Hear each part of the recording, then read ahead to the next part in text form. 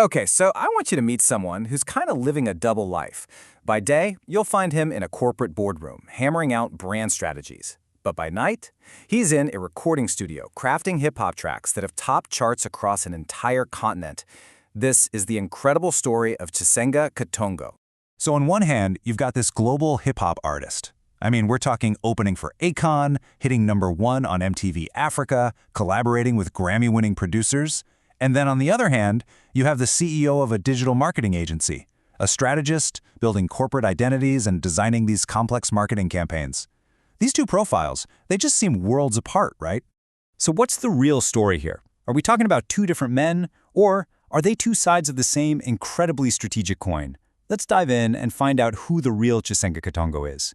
To solve this puzzle, we've got to go back, way back to the beginning, to his roots as a pioneer in Lusaka, Zambia. His entire career can literally be traced back to a single moment. Picture this. He's just 10 years old, hanging out in his mom's kitchen when this track comes on the radio. For him, the message wasn't just a song, it was a total revelation. It sparked a lifelong passion. In that passion? Well, it turned into a profession real quick. By 1999, he's in the studio recording professionally. In 2005, he actually makes history, releasing Officer in Charge, the very first hip-hop album to be entirely produced in Zambia. And by 2010, he's not just some local star, he's a continental phenomenon. His track, The Fire Inside, is #1 all over Africa, from MTV to Channel O. And the scale of his success was just massive.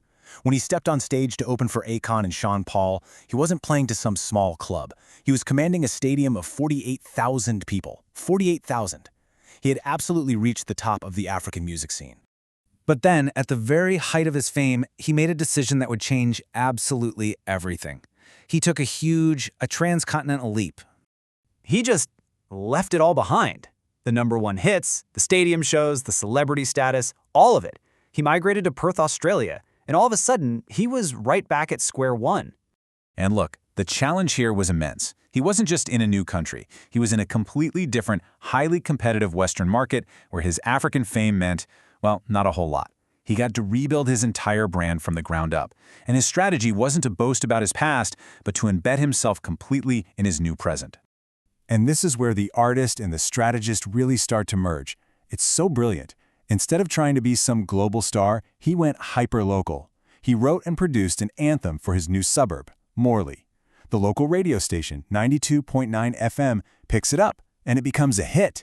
I mean, it was a genius marketing move, turning neighbors into fans and building a brand new foundation, one community at a time. But this whole ordeal, it really wasn't a setback. It was actually the moment his two identities fused, forging the modern brand he is today. And here's the key takeaway, right here. Every single skill he learned as an independent artist, the hustle, the branding, the production, the marketing, it was all the perfect training ground for becoming a modern entrepreneur. You see, he didn't just learn to make music, he learned how to build a business from the ground up. And here's the result, Chisenga Multimedia. But it's not just a record label anymore, not by a long shot. It's a full-service creative agency. He's offering web design, brand identity, digital marketing, and of course, he's still in the studio doing high-end audio production. He basically turned his personal artistic toolkit into a professional service for other people. And his approach is just so incredibly sharp. He gets it. He understands that in the digital age, your website is your #1 marketing asset. It's where you control your story, it has to look professional, it has to sell effectively, and crucially, it has to work perfectly on a phone. This isn't just an artist talking anymore. This is a CEO. So, when we really look at his legacy, it's so clear that it's about so much more than just music. The list just keeps on growing. It's not 2 identities, it's like half a dozen. You've got the hip-hop artist, the CEO, the actor. He even had a cameo in an Eminem video. A Grammy-recognized sound engineer, a film producer, and a passionate community advocate. The man is a true multi-hyphenate. And he uses that diverse platform for good. He's worked with the United Nations on campaigns against human trafficking.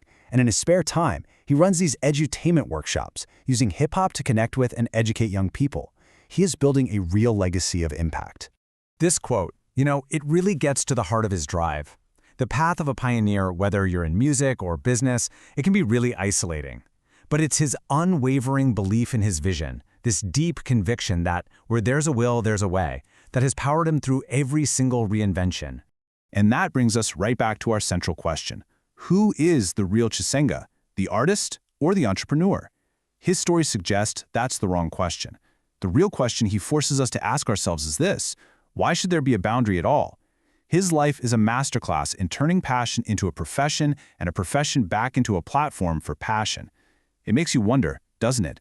What are the boundaries in your own life, and what could happen if you just decided to erase them?